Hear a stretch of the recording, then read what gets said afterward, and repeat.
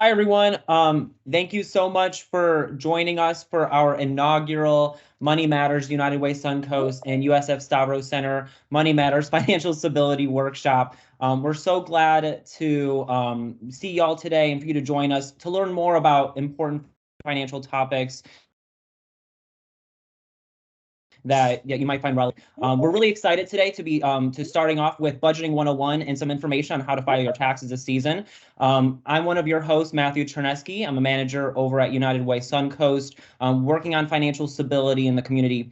United Way is one of the largest nonprofits in the Tampa Bay Suncoast region, focusing on providing support for all of our Suncoast families. So we're so glad to have you with us today.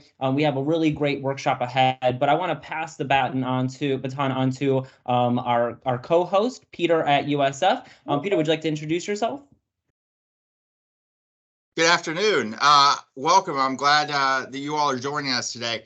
I'm Dr. Peter Trakis. I'm the director of the USF College of Education's Gus A. Stavros Center for Free Enterprise and Economic Education. Over our 40-year history, the Stavros Center's main goal is to advance the effective teaching and integration of financial literacy and economic education into educational curriculum. We provide resources in support of educators, students, and the community across the Tampa Bay area. And we provide training programs, development efforts, and other strategies that ensure that free enterprise and consumer economics concepts are integrated into society. And now I'd like to introduce our host, Jackie Callaway. At ABC Action News consumer investigator, Jackie Callaway is a national Edward R. Murrow winner and investigative journalist driven by a passion to bring hidden stories to light, hold the powerful accountable, and right wrongs for Florida consumers. Her ongoing investigative work remains focused, assisting viewers struggling with everything from problem car dealers and contractors to bad landlords. Jackie, it's all you.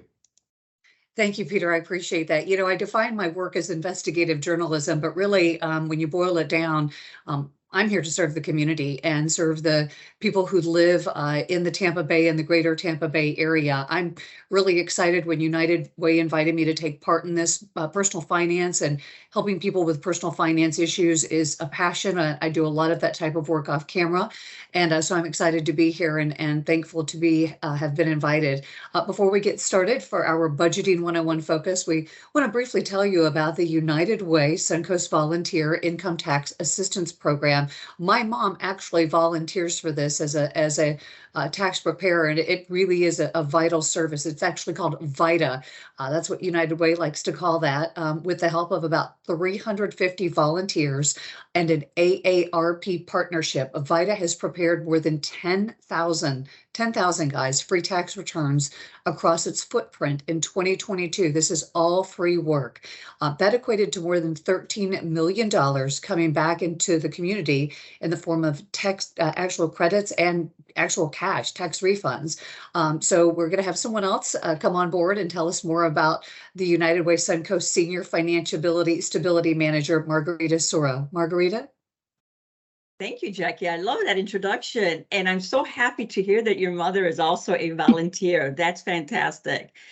Thank you for giving me this opportunity to talk a little bit about the program. I am Margarita Sorah, your Senior Manager of Financial Stability program. This is a nationwide program, but under the United Way Suncoast footprints, we serve 5 counties. We go from Hillsborough, Pinellas, Sarasota, all the way to DeSoto and Manatee. We've been doing this now for over 15 years. The program has been in existence for close to 52 years. And I feel that we still need to make sure we get this word out because not many people still don't know about the program. The great thing about this program, it is an IRS funded program. So we partner with the IRS to provide the services year after year.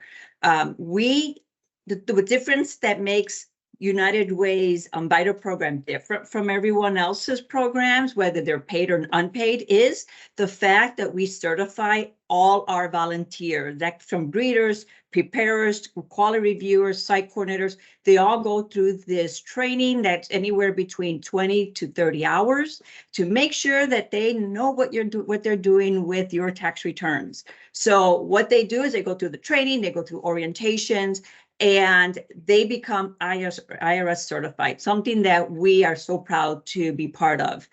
With that, we do have a 96% accuracy rate, and this is nationwide. All our volunteers, when they prepare a tax return, there's another individual who's called a quality reviewer who takes a second look to make sure that there's no errors, making sure that there's no numbers transported or misspellings of any name. So because of that, we are very proud to say that we do have a very great accuracy rate nationwide. So if you want more information about the program, the best way to find that is go to our website, UWS VITA. That stands for United Way suncoastvita.org. Once again, uwsvita.org to find our locations, to find our schedules, and to go to learn a little bit more about the program. And if you want to be a volunteer at this great program, that's also a place to look for. Thank you so much for giving me the opportunity to talk about this program. Thank you, Margarita. We appreciate you being here. That is awesome. And what a great community service all of these options are for people who need them. Okay, so now without further ado, we're going to bring on board our special guest. She is a senior editor and writer at the Penny Hoarder, and that's one of the largest personal finance websites in America. She writes the Dear Penny personal advice column, which I read regularly. That is syndicated in the Sunday business section of the Tampa Bay. Her work has been published by The Motley Fool, USA Today, Yahoo Finance, and more. She's a graduate of the University of Florida, and today she's here to offer some guidelines about how you can balance your books at home and get just more financially fit. So please help me welcome Robert Hartel. Robin, thank you so much for being here. And it's really nice. It's the first time I've met you virtually, but I'm a longtime reader of yours. So let's get right to it. A lot of times people think of budget as a 4-letter word. It's not easy. And I think people a lot of times think it's like this big elephant and they have to tackle it. What do you think are the first steps to taking into creating a simple budget that people can handle? Yeah, well, so when we talk about budgeting, we're really just talking about coming up with a plan for your money. And, this is your hard-earned money, and you want to make sure that you're putting it to work in a way that serves you. So I think the first step is really to sit down and think about what your goals are, because if you don't know why you're doing this, it really is just going to feel like a chore. It's going to feel like you're depriving yourself. And so really think about the why and maybe even write that down so that you have it to come back to when you need a little bit of motivation. And then, so once you have that goal in mind, then it's time to start crunching the numbers. Your first step is going to be to tally up your income. For some people, that's going to be pretty easy because it might just be, you're looking at your paychecks, but you may have other sources of income that you should include in there, be it tips or if you have side hustle income, Social Security or other benefits. Some people have alimony, child support, and all that should go in there too. And this can get a little bit tricky sometimes when your income varies from month to month. Like if you work in a seasonal job or you rely on tips heavily. And if that's the case, you're going to want to go back at least several months and then take an average to kind of use as your baseline.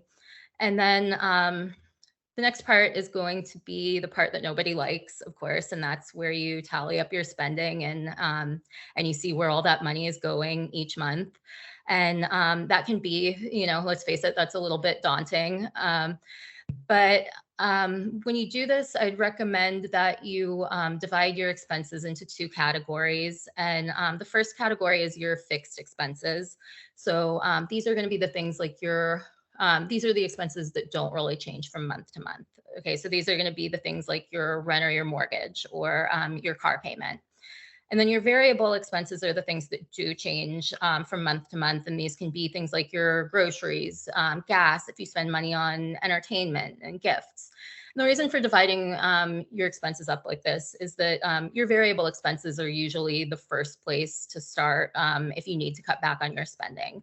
These are the ones that don't really require a lot of effort or as much effort to make cuts to.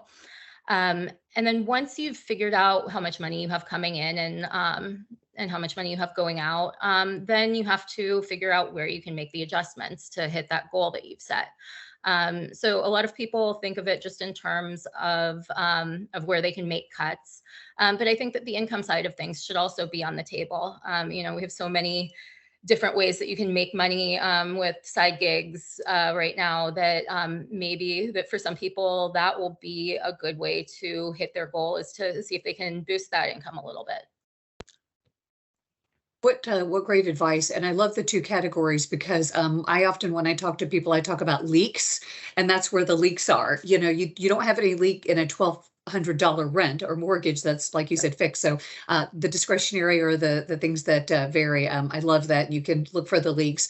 As far as best practices for budgeting, do you have like a couple of tools that are your favorites? Or when we talk about best practices, what do you tell people? Well, actually, I put this question to the Penny Hoarders community group, which is a great resource for whether you're looking for tips about managing money, saving money, making money, and just connecting with a lot of like-minded and supportive individuals. But their number one best tip was to pay yourself first. And by that, we mean that with every paycheck, you want to, before you pay any bill, you want to set aside a portion of that, even if you can only afford a few dollars, but you want to set that aside into a separate savings account. And, that can really serve as a cushion for when for an emergency and unexpected expense.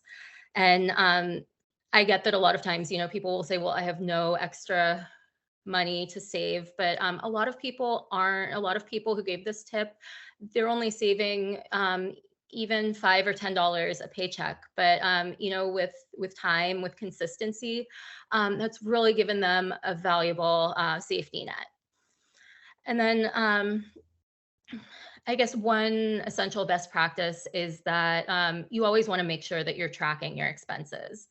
And there are a number of great tools for doing this. I personally use the Mint app, which it lets you connect your bank account and your credit card accounts, and you can set budgets in each for each different category, and then you'll get an alert when you're getting close to your budget for the month. Another tool that a lot of people like is it's called YNAB. You Need a Budget. And that a lot of people find that one really helpful for planning out expenses. But many people find that, if you're a spreadsheet person, I personally am not, but, if you are, there are a lot of great free templates you can use through Google Sheets for making a budget. If you type in budgeting or saving money to Pinterest, you'll find different resources that, you can, like different budgeting worksheets that you can print out. And then another best practice is to, if you have multiple people in your household, if you, you get everyone involved in making a budget. This shouldn't just be you're the one who's doing all of the belt tightening where everyone gets to carry on as usual. So if you have a spouse or partner, get them involved. Make sure that you're on board and that you share a goal and that you're both working toward the same thing. And even if you have kids, you can talk to them in an age-appropriate way about budgeting. You can talk to them about, we have some money that we spend for the things we want and need today, but then we also put aside money. We need to save money for, in case something goes wrong, in case something breaks, and also for when we want to, for the things that we want to buy in the future. Great advice. And we skipped ahead a little bit, but I love this that we're talking about this. Another one you and I talked before we started here is that one that I have recommended and actually tried out and used myself is everydollar.com. It doesn't cost a dime. They don't ask you for any more personal information than literally, I believe it's your email. And a very simple sheet pops up and it just has you plug in, your electric, your babysitting, your car payment, your house payment, approximately what you expect to spend on groceries. And then, like you said, you plug in any sources of income, and then it tells you either do you have too much money at the end of the month or not enough. And so that, I know Mint gets rave reviews. When we're talking about doing this, tracking your saving and spending and using apps, what are a couple of the biggest mistakes you see consumers making when they start this process or going along this process? I think sometimes, first of all, like the biggest budgeting mistake you can make is not having one in general, or just thinking that because your bills are paid, you're sticking to a budget. And I know in the past, I was guiltier of this than anyone, that I thought that as long as I wasn't missing my bills, or I wasn't, I had food in my fridge and I wasn't overdrawing my checking account, that meant I was sticking to a budget. And of course I wasn't, I wasn't making a plan for my money. I wasn't seeing, where those leaks were happening. And as a result, I was caught off guard anytime I experienced an unexpected expense. Another big mistake, I guess, is just treating a budget like it's a static document that never changed, that doesn't need adjustment. And I think you've got to be realistic here that, nobody gets this right on the first try. And, you can't accurately predict, you don't have ESP, you can't accurately predict every single expense that you have. Right. So you really need to go back and revisit your budget and see, sometimes you think, sometimes you go back and you take a look and you see that maybe I was unrealistic as far as thinking I could get this category of expense below this amount. Like I tend to find that happens a lot, for example, with grocery budgeting. So maybe you're going to have to cut back on a different expense than you anticipated. Right. But yeah, so always going back and revisiting and monitoring your progress. And then also just, I guess, expecting perfection from yourself. That's a huge mistake that people tend to make, because when you expect yourself to be perfect, a lot of times the first slip up, you tend to just kind of throw in the towel and give it up altogether. And obviously, you're going to make mistakes. So just really expect that things like that will happen. But the more important thing is to get back on track. Thank you so much for that. I've got a couple more questions for you. And then we're just so everyone out there knows, everyone out there who's listening, we're going to be taking questions and getting to them after we finish our conversation with Robin here in the next few minutes. Robin talked about Mint, which I know I've heard great things about. And I talked about everydollar.com. I've tried it out myself and have recommended it to others over the years. These don't cost a dime and very simple. And Robin, there was, because people are asking about the apps we named, was there another app that you named other than Mint for budgeting? Yeah, a popular one it's called YNAB. You Need a Budget. And that's one that a lot of members of our community use, and that tends to be really popular. And a lot of people really like that tool because they say that it's a really effective tool for really planning out your expenses. Like I find Mint really helpful for tracking your expenses, but YNAB tends to be really popular with for planning ahead. Yeah, and I think probably with all of these apps, the basic service for the app is absolutely free. But if there's, I know that with some apps, if you want the premium version, there's a monthly charge. But the basics on all of these, I know every dollar is the same way. You can get everything you need with the basic app, which is free. Is that also the same with these other two? I believe that YNAB does have a monthly fee even. I would need to check on that, but I believe that there is a monthly fee even for the basic version. But Mint, yeah, the basic version is completely free. Of course, there are additional services you can add for a fee, but the version that I've always used, I've never paid a cent for it. Wonderful, wonderful. Thank you. Just kind of continuing on these lines, there was and I can't remember if it was Pew Research, but there was another huge research. We already know, and we've been hearing the very sad statistic that 60 or 66% of or so of Americans, if they had to come up with, and I know Robin, you know this stat, if they had to come up with an extra $1,000, which is easily, a broken down car or broken AC in your house, very easily could a mishap end up being $1,000 bill for the month, that they would have to get a payday loan or somehow get that money. It's just not there. And so for the people that, are kind of in that situation and it's check to check, those might be some of the same people that are saying, these apps are all well and good, and talking of budgeting is really well and good, but how can I actually save if I don't feel like I have room to save? Well, first of all, even if you can, a lot of people feel like, because it's often recommended that we have at least a 3-month emergency fund, and that can feel so overwhelming when you try to even get started on a goal like that. But really, if you can think about it just in terms of a small weekly or every other week savings goal, even if you're able to find $10 a month, $20 a month, that will at least provide you some kind of a cushion that you can go to in an emergency. But I think that right now, this is an especially pressing topic because we've seen enormous price increases across the board in the last, year and a half to 2 years.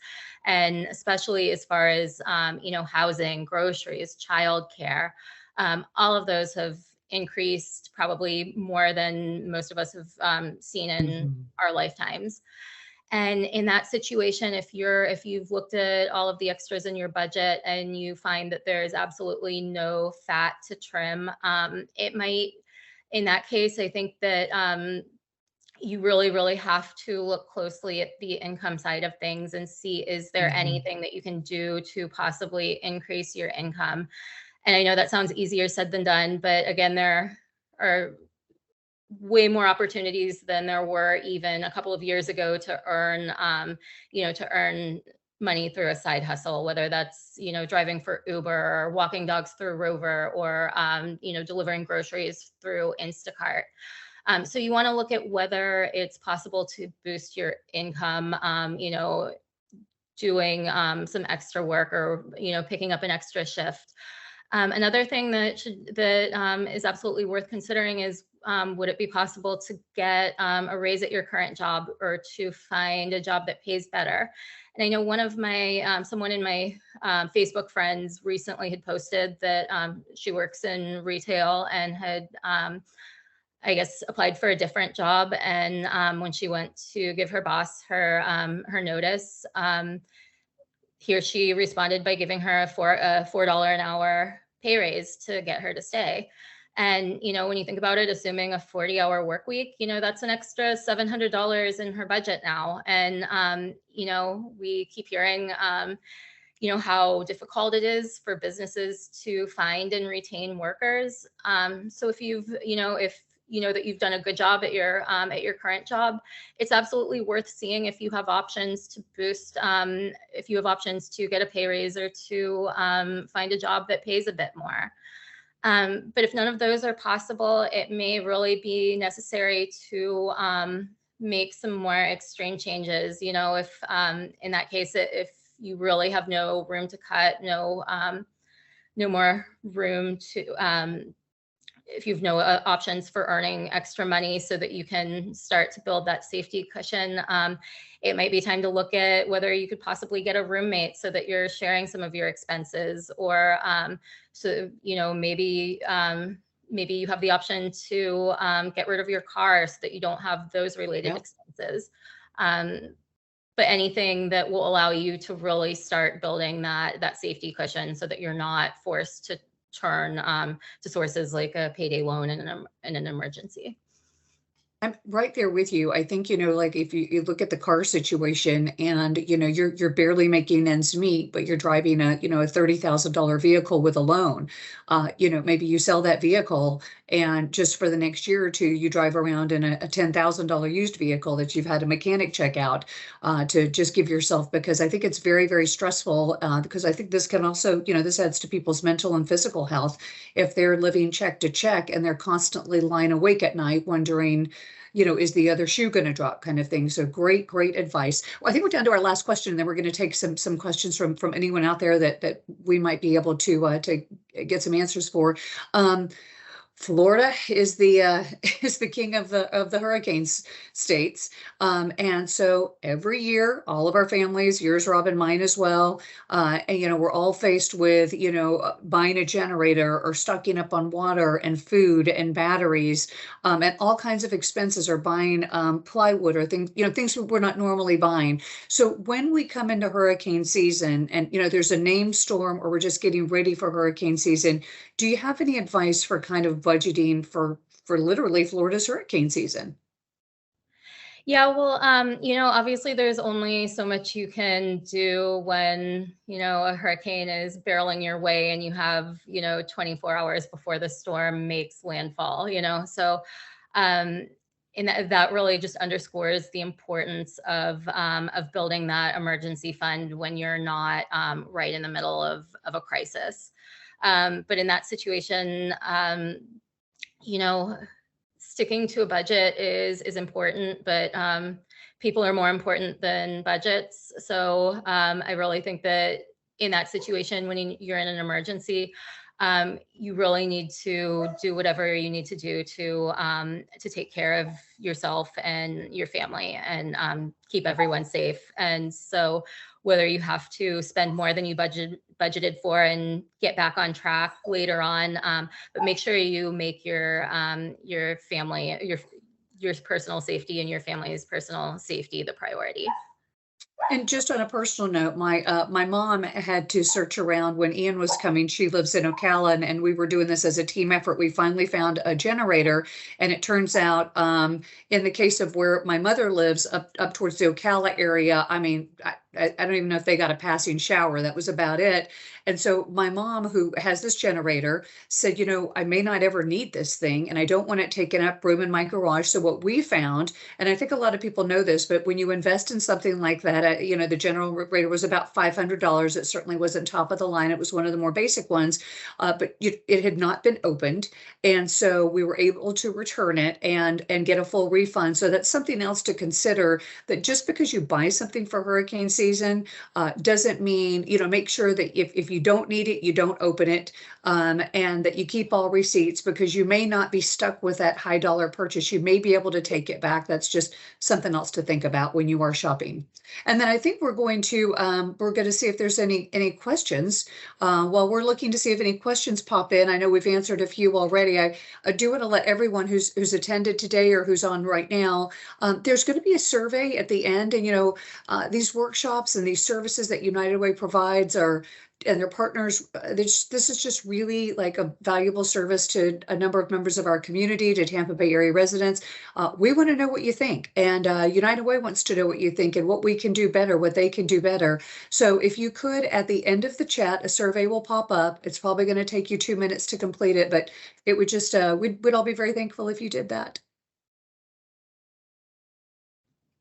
Okay, so here's one right here.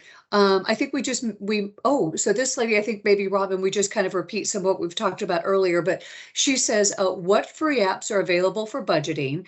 I work in social services, and our goal is to assist our customers to reach financial self-sufficiency. This would be really helpful. So Robin, why don't you throw out those apps again? And because we probably could repeat those a few times. Yeah, well, so yeah, that's a great question. Yeah, I think that the Mint app is really helpful for tracking your spending. There's a free version of it, and you can link it to your bank accounts and your credit cards, and it'll send you an alert if you're getting close to hitting your budget in one category.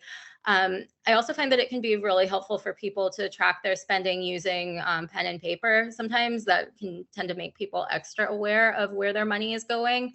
And there are also a number of helpful tools on, that you can find through Google Sheets, like if someone prefers spreadsheets, and Pinterest has a lot of great resources.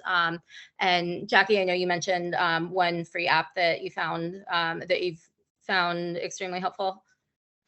Yes, everydollar.com. And for those of you who are Dave Ramsey followers, and I only bring him up because, obviously a trusted resource when it comes to a financial literacy. But yeah, everydollar.com, it's just one page, everything populates. It requires none of your personal information other than your email. You plug in figures and then it says, hey, you're $100 short for the month, or you're $200 over. So there's another one, and I love this. I'm a mother of two. My children are now older, they're teenagers. And so, but whether you have kids or not, I just love this question, because when they were younger, I was constantly trying to find fun things to do for them without having to pay $140 each to go to Disney. And so one of the questions is, how can I have fun while I'm budgeting? I'll give my take, and Robin, you might have an idea. There are so many resources. Robin writes an article that's published in the Tampa Bay Times. The Penny Hoarder may have some resources, but there's all kinds of resources out there for like free and fun things to do in Tampa. Like one of our favorite things is to take our bikes down to the Riverwalk, right along the Riverwalk. You can get an ice cream while you're down there at Sparkman's Wharf. You can also jump on the trolley. That's free. The Children's Museum, if you do have kids, the Children's Museum, they usually have like a free Tuesday every month. If you just Google free and fun things to do in Tampa Bay, you're going to find some really interesting articles. Another thing, if you do have kids, there's certain nights of the weeks that restaurants let you eat free. And one thing that I love is that if, let's say, I'm not sure if you're single or what your situation is, but it doesn't matter, even if it's just you. A lot of the restaurants in Tampa Bay, if you choose to eat before 6:30, you can eat really well on very little money. And so that's my take on having fun while saving money. Robin, what about you? Yeah, well, those are all some great tips. I know as far as the Kids Eat Free, the Penny Hoarder has a list on its website of restaurants nationwide where kids can eat free.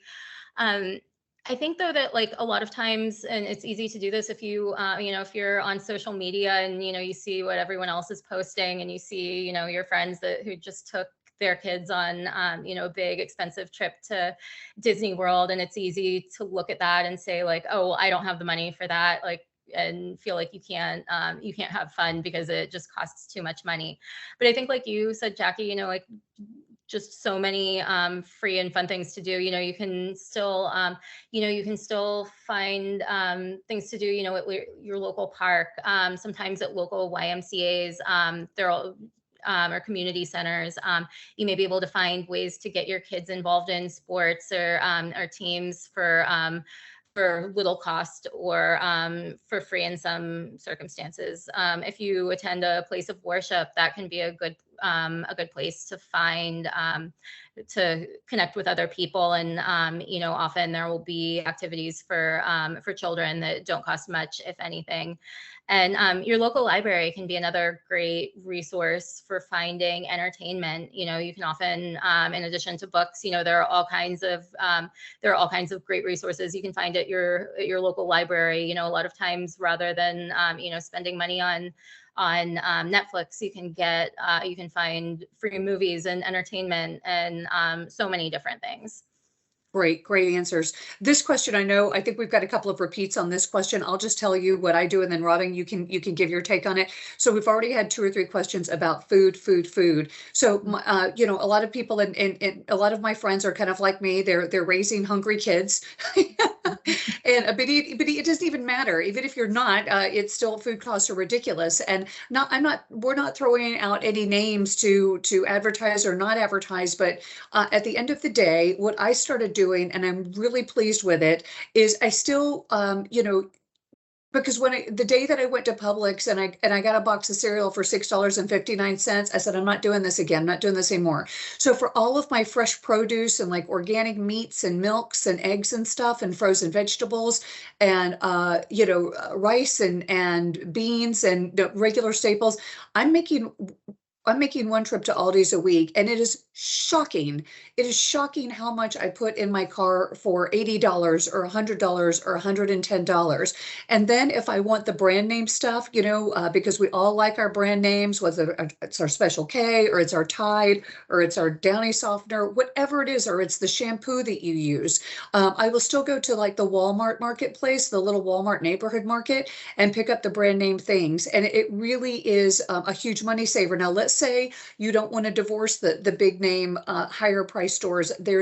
This is exactly what I would do. And I use this app for years. It's a website called truecouponing.com. It was started out by a woman during the recession who was trying to help herself and her friends save money. And then she ended up turning it into a business, but it doesn't cost anything. It's called truecouponing.com. You go on there, it gives you a spreadsheet of every single item that's on sale at all of the big stores like Publix, which items are buy one, get one free. And on top of that, where you can find a coupon for those items. So Robin, what about you? Do you have any money saving advice on groceries? Oh, that sounds like a great resource. I will have to check that one out. Yeah, so I think a lot of times, so sometimes people tend to assume that they can save money by buying things in bulk. And if you have several children, if you have a big family, it very well might be worth checking out warehouse clubs, like Costco or Sam's Club. That's very cost effective for a lot of people. I find that as a single person, it really doesn't make sense for me because, it's just, I mean, there's only so much room that I have to store things, and you don't want to be letting things go to waste. But yeah, I think Aldi is a great place to shop if you're looking to save money. And then, like you said, if you have something that you're really, really attached to, that you want to buy named brand, being selective about that. Also, just being open to substitutions. I think we've all been, who hasn't gotten sticker shock the last couple of months, going and seeing eggs at, $5 or $6 or something. But, when you see something that's just where the price is abnormally high, being open to maybe cooking an alternative that doesn't cost nearly as much money.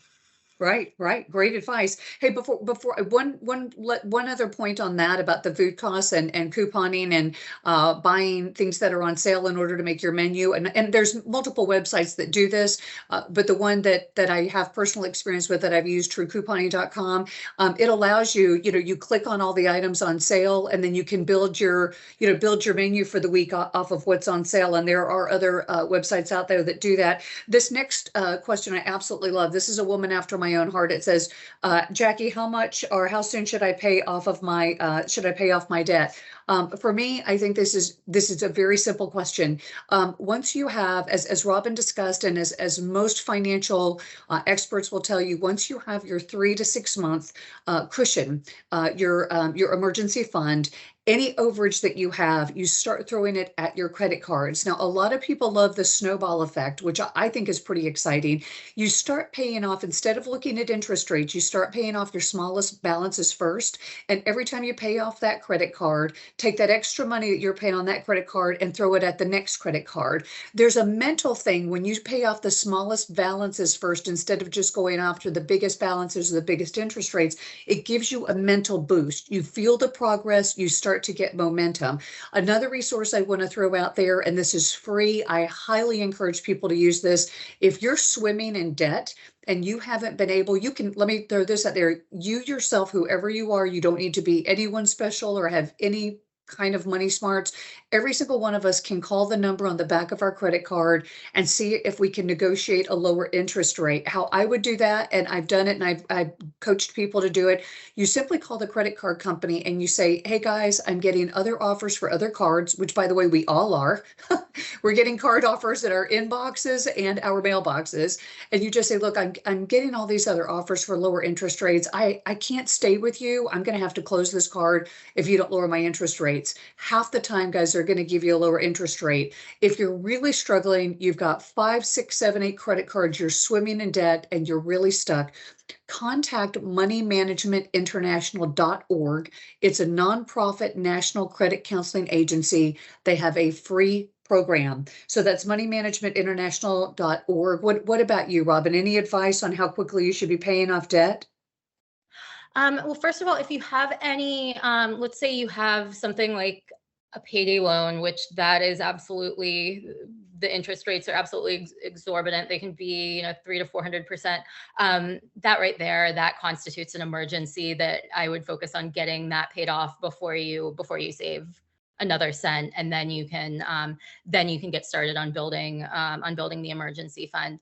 But yeah, I love the debt snowball method that you discussed, Jackie, because I used that when I was paying off my debt, and yeah, just the boost that you get from knowing that you have one more bill that you don't have to worry about, but just the feeling, it really gives you the psychological boost that you need when you're trying to get rid of that debt. I kind of recommend grouping your debt into different categories. Okay, so usually your credit card debt, that's going to be your highest interest debt. So that's so you can start with your credit card debt and then find the smallest bill within that, and then focus on paying your debts off from smallest to largest. And then you move on to, if you have other types of debt, for instance, if you have several student loans, those are typically going to have lower interest rates than say a credit card would. So then from there you can use the snowball method to pay off those loans. I would say that usually I'd always recommend focusing on your emergency fund first, and also focusing on taking advantage of any employer matched 401k contributions that you're eligible for first before you try to tackle some of the lower interest debt. Maybe you have like a car loan that's only at 4% or something like that. In that case, always try to get that employer match so that you can be saving for retirement, and also make sure that you have the healthy emergency fund before you try to start tackling the lower interest debts. Great. We've got a few more questions. So let's get to Jeremy. Jeremy, you said, what is your opinion on owning physical precious metals, such as a savings account or an actual savings account at a bank? So Jeremy, I'm not an investor in precious metals. I don't know that is something that is a solid investment. What I will tell you that every single person who is degreed or certified that's worth their salt as a financial planner will tell you that after you have your emergency, you're saving for retirement, you have an emergency savings account that you start investing. There is no return like long-term investing. And I mean, that's just the bottom line. There's no way to get any kind of return back on a regular basis that if you start investing for the long term. And obviously you'd need to have like a trusted financial pro, someone who's certified, someone who's licensed, someone that you vetted. What about you, Robin? Any thoughts? Oh, absolutely. And yeah, there tends to be a lot of interest in investing in precious metals during times when inflation is high. So so this is a really good question. But yeah, precious metals, it tends to be a high risk investment. It tends to be pretty speculative investment. So I would say that's something that you only invest in if you have your solid emergency fund. Your emergency fund, that's really like even though you're not going to be earning much money on money that you have sitting in a bank account, that's really probably the most valuable investment that you can make in your future, because that'll protect all of your other future investments. And really just investing for the long term in something with a predictable, with a somewhat predictable rate of return, investing in S&P 500 index funds for the long term, pretty much the most proven, reliable way to build wealth. And once you've done that, then if all of if you don't have high interest debt, if you've been investing consistently, in retirement accounts, then it's okay if you want to, it's usually okay to speculate. And, if you're interested in something like precious metals, then you can take a little bit of money and put something into that. But typically you never want more than 5% of your overall investments in anything that's considered a risky investment. And that's 5% total for all of risky investments. So if you have, yeah. Good rule of thumb. Hey, so we got to give a shout out to Caroline Cameron. She's a guest, and she says, and this was one of the things I wanted to bring up. So Caroline, kudos to you. I got a 0% interest credit card for 21 months. I put 3 of my high interest balances on the card. I'm able to save $90 a month. And then I'm taking that money and adding it to my one existing credit card balance. I'll be paying off my debts in the next 12 to 18 months and saving over $1,000 in interest fees. That is a good idea. If you can swing that, if you can find a zero, and they're out there, the 0% credit cards for 18, 21 months, 1 year, and you've looked at your expenses versus the payments on that card, and you can transfer balances and you can swing it, then kudos to you. Take advantage of those 0% interest rate cards. Just make sure you can pay it off in the allotted time, or else you are going to be hit with the high interest again.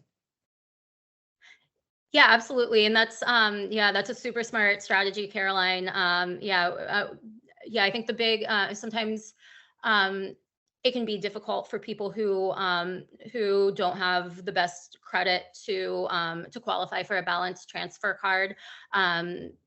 But if you're able to qualify for one, absolutely. But yeah, as Jackie said, the big thing is that oftentimes if you don't pay it off within the allotted time, sometimes your interest will go even higher than the rates you were paying. But as long as you're using it, as long as you're using a balance transfer card with the goal with the plan to have zero balance at the end of the period, that's absolutely a really smart strategy. Wonderful. And then another lady has written in, and she is asking, should life insurance be considered paying yourself if you are young? So I'm not sure I fully understand the question, but I would say that if you get any sort of life insurance, if you have any dependents, if there's, something that's going to need to be taken care of, whether it's a pet, a dependent, an elderly mom, after you pass, I would strongly encourage, especially if you're young, it's dirt cheap. You could probably skip buying your daily coffees at Starbucks or whatever, and you could pay off it's a term life. You could get $100,000, $200,000, $500,000 or more. And if you're young and healthy, it is dirt cheap, and it's called term life. And you can cancel it pretty much at any time. You pay it once a year, and it covers you. And you could even, like I said, you could get a small amount, $100,000, $200,000, $250,000. And then when you're older and you have, a lot of money in the bank or in investments, and you could be self-insured at that time. But a lot of time when you're young, there's not a whole lot in the bank should something happen to you if you need to take care of someone. Robin, do you have something to add? Yeah, so I wouldn't really put life insurance in the category of paying yourself first, because really, this can get a bit confusing because there are a lot of insurance products that kind of try to mix insurance and investment. If you've ever heard of whole life insurance, variable life insurance, universal life insurance, those all kind of have an investment component. I'm a strong proponent of term life insurance for the vast majority of people. But really, the goal of insurance is to protect your loved ones if you die, and the purpose of investment is or the purpose of paying yourself first is to build a nest egg to build a cushion for yourself. And then so that will eventually also help you protect your future nest egg, but really term life insurance is just to protect your family from the worst case scenario where you die within the policy term. But then paying yourself first is about preparing for the emergency, the unexpected medical bill, the job loss, the hurricane, that sort of thing.